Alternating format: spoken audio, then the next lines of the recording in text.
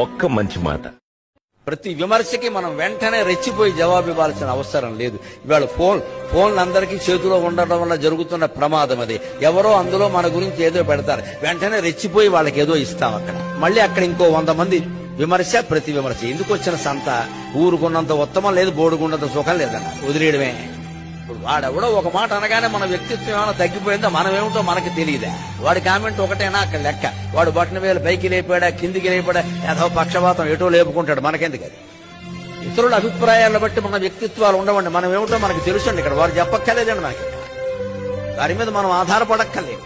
మనం ఏదో అందంగా ఉన్నామని మనకు అనిపించింది, మనం చూస్తే చాలు. ఆ ఫోటో అందులో పెట్టక్కర్లేదండి, చాలా ప్రమాదం అది. అందులో ఉన్నవాడు ఉన్నావులే, పొట్ట చూసుకో అంటాడు ఆవిడ. ఇక అయిపోయింది. ఇక్కడ మొత్తం అందం అంతా పోయింది, పొట్ట కనపడింది. వాడి అనే మాట ఎందుకు వచ్చింది? మనం ఫోటో పెట్టకపోతే అంట కదా. మరి అందులో పెట్టిన తర్వాత అనేవాడు అంటాడండి.